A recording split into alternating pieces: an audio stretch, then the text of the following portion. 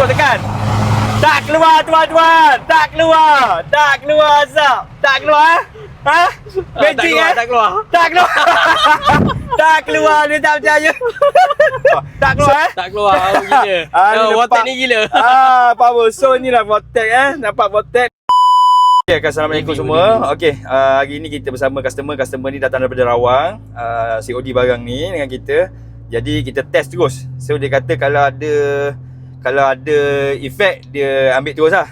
Okey, sekarang kita berada dalam Hilux tahun bila Hilux tahun 2017. Okey, ni Hilux ni 2017. Okey. Macam mana perbezaan pakai Vortex ni? So Vortex ni kita cucuk kat sini Okey. Apa perbezaan? Perbezaan dia Hilux saya ni dia ada masalah gegar.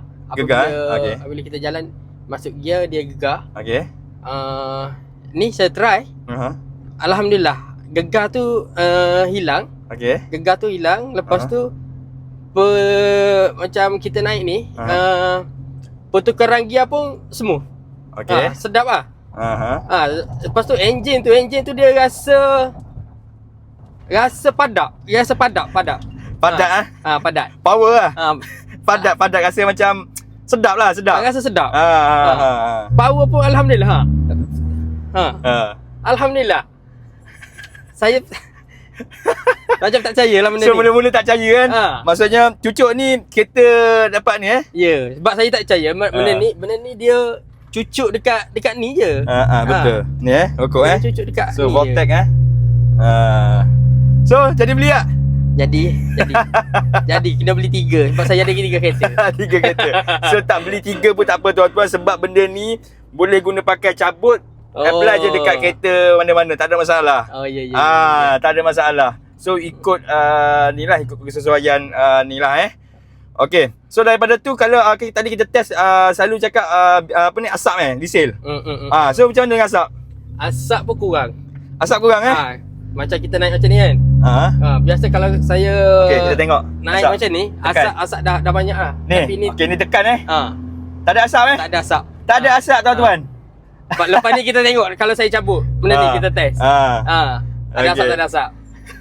So memang tak ada asap diesel Selalu Hilux macam ni kalau kita rem kuat dia asap banyak Okey. Encik. Terima kasih banyak Okey, sama-sama. Okey, baik.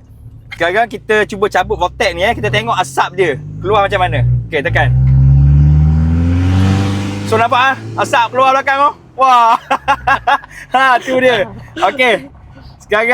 Sekarang kita cucuk Vortex ni So kita tengok asap dia. Okey. So selalunya kita cucuk biar dia dalam 10 second ke 15 second sebab dia akan masuk charge dulu. Okey, kejap 1 2 3 4 5 6 7 8 9 10 11 12 13 14 15 Okey. Kita boleh test. Kejap. Okey. Tekan.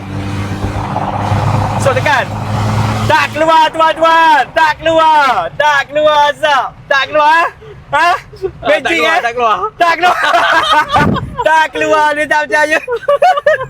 So kereta ni dah turbo dah buka asap pun semua tapi tak keluar Betul Betul. Kereta ni dah modified, turbo dah besar, dia dah buka asap semua, memang tak keluar. Tak keluar Tak keluar. Gila. Vortex ni gila.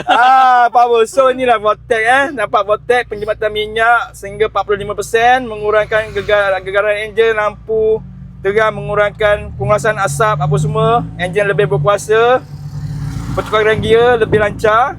Okey tuan-tuan, dapatkan segera selagi stok masih ada.